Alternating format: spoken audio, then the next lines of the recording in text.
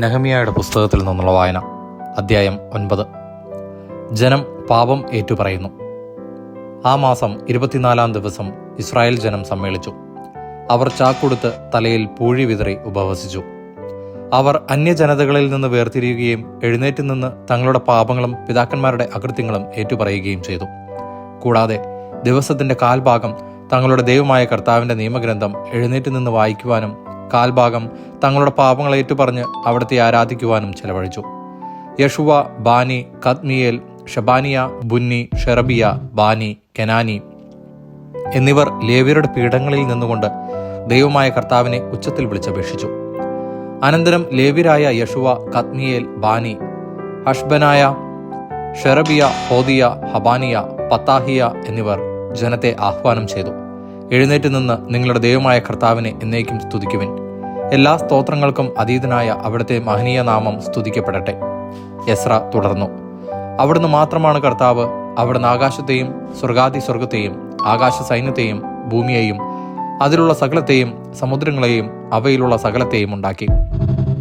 അവിടുന്ന് അവയെ സംരക്ഷിക്കുന്നു. ആകാശഗോളങ്ങൾ അവിടുത്തെ ആരാധിക്കുന്നു.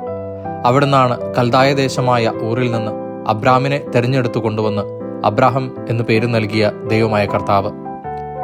അവൻ വിശ്വസ്തനാണെന്ന് അവിടുന്ന് മനസ്സിലാക്കി കാനാനിയർ, ഹിത്യർ, അമോര്യർ, പെരീസിയർ, ജബൂസിയർ, ഗിർഗാഷിയർ എന്നിവരുടെ നാട് അവന്റെ പിൻഗാമികൾക്ക് നൽകുമെന്ന് അവിടുന്ന് അവനോട് വാഗ്ദാനം ചെയ്തു. നീതിമാനായ അവിടുന്ന് അത് നിറവേറ്റി. അവിടുന്ന് ഈജിപ്തിൽ ഞങ്ങളുടെ പിതാക്കന്മാരുടെ പീഡകൾ കാണുകയും ചെങ്കടലിൽ വെച്ചുള്ള വിലാപം ശ്രവിക്കുകയും ചെയ്തു. ഫറവോയും സേവകന്മാരും ജനവും ഞങ്ങളുടെ പിതാക്കന്മാരോട് ധിക്കാരം പ്രവർത്തിച്ചത് അവിടുന്ന് അറിഞ്ഞു. അവർക്കെതിരായി അവിടുന്ന് അടയാളങ്ങളും അത്ഭുതങ്ങളും പ്രവർത്തിച്ച് ഇന്നെന്ന പോലെ അവിടുത്തെ നാമം വിസ്തൃതമാക്കി. അവരുടെ മുമ്പിൽ അവിടുന്ന് കടലിനെ വിഭജിച്ചു. ജനം ഉണങ്ങിയ നിലത്തിലൂടെ കടന്നു. അവരെ അനുധാവനം ചെയ്തവരെ അവിടുന്ന് കല്ലെന്ന പോലെ കടലിൽ താഴ്ത്തി. പകൽ മേഘസ്തംഭത്താൽ അവിടുന്ന് അവരെ നയിച്ചു. രാത്രി അഗ്നിസ്തംഭത്താൽ അവർക്ക് വഴികാട്ടി.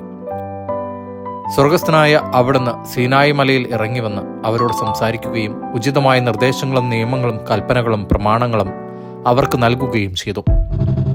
അവിടുത്തെ ദാസനായ മോശ വഴി വിശുദ്ധ സാപത്തും പ്രമാണങ്ങളും കൽപ്പനകളും അവർക്ക് നൽകി.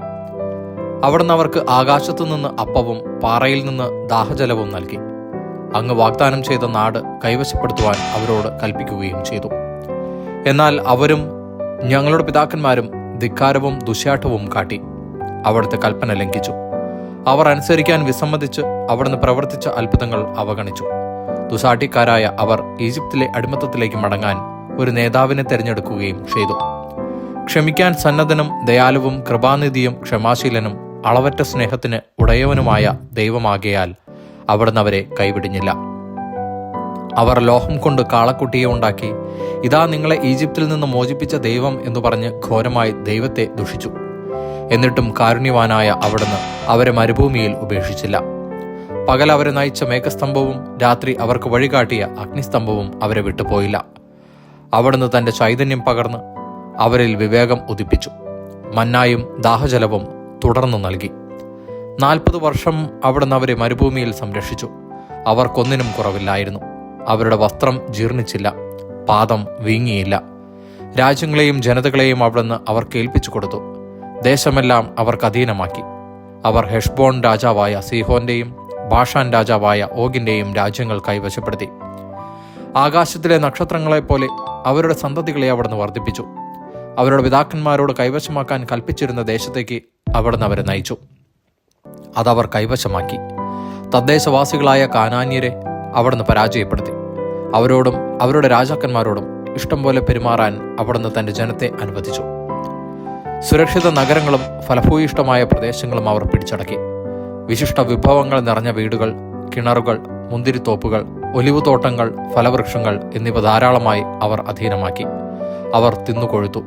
അവിടുന്ന് നൽകിയ വിശിഷ്ട വിഭവങ്ങൾ അവർ ആസ്വദിച്ചു. എങ്കിലും ധിക്കാരികളായ അവർ അവിടുത്തെ എതിർക്കുകയും നിയമത്തെ അവഗണിക്കുകയും ചെയ്തു.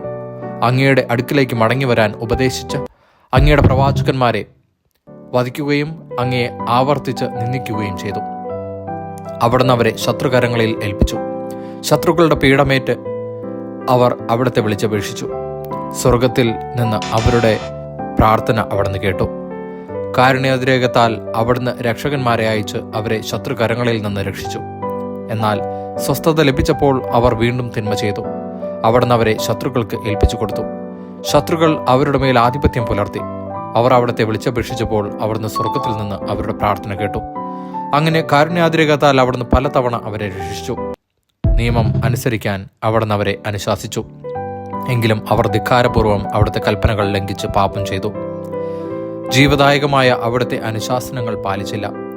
ദുശാഠ്യക്കാരായ അവർ മറുതലിച്ചു കൊണ്ടിരുന്നു. വളരെ കാലം അവിടുന്ന് അവരോട് ക്ഷമിച്ചു.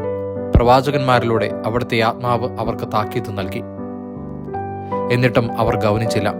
അതിനാൽ അവിടുന്ന് അവരെ ജനതകൾക്ക് ഏൽപ്പിച്ചു കൊടുത്തു. എന്നാൽ കാരുണ്യാതിരേകം നിമിത്തം അവിടുന്ന് അവരെ നിർമൂലമാക്കുകയോ പരിത്യജിക്കുകയോ ചെയ്തില്ല. അവിടുന്ന് ദയാലുവും കൃപാനിധിയുമായ ദൈവമാകുന്നു.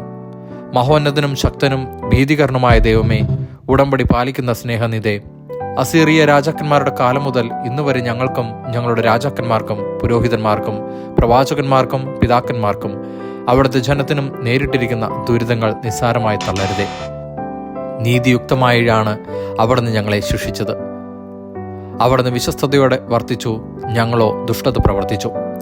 ഞങ്ങളുടെ രാജാക്കന്മാരും പ്രഭുക്കന്മാരും പുരോഹിതന്മാരും പിതാക്കന്മാരും അവിടുത്തെ നിയമങ്ങളും കൽപ്പനകളും താക്കീതുകളും അവഗണിച്ചു. സ്വന്തം രാജ്യത്ത് വിശാലവും സമ്പന്നവുമായ ദേശത്ത് അങ്ങ് നൽകിയ സമൃദ്ധി ആസ്വദിച്ചു കഴിയുമ്പോഴും അവർ അവിടുത്തെ സേവിച്ചില്ല. ദുഷ്പ്രവൃത്തികൾ ഉപേക്ഷിച്ചതുമില്ല. സൽഫലങ്ങളും നൽവരങ്ങളും ആസ്വദിക്കുന്നതിന് അവിടുന്ന് ഞങ്ങളുടെ പിതാക്കന്മാർക്ക് നൽകിയ ദേശത്ത് ഇന്ന് ഞങ്ങൾ അടിമകളാണ്. ഞങ്ങളുടെ പാപങ്ങൾ നിമിത്തം ഞങ്ങളെ കീഴ്പ്പെടുത്തുവാൻ അങ്ങ് നിയോഗിച്ച രാജാക്കന്മാർ ദേശത്തിന്റെ സമൃദ്ധി അനുഭവിക്കുന്നു. ഞങ്ങളും ഞങ്ങളുടെ കന്നുകാലികളും അവരുടെ വരുതിയിലാണ്. ഞങ്ങളുടെ ജീവിതം ദുരിതപൂർണമാണ്. ഉടമ്പടിയിൽ ഒപ്പുവെക്കുന്നു. തന്മൂലം ഞങ്ങളൊരു ഉടമ്പടി എഴുതിയുണ്ടാക്കുകയും നേതാക്കന്മാരും ലേവ്യരും പുരോഹിതന്മാരും അതിൽ ഒപ്പുവയ്ക്കുകയും ചെയ്യുന്നു. ദൈവവചനമാണ് നാം കേട്ടത്.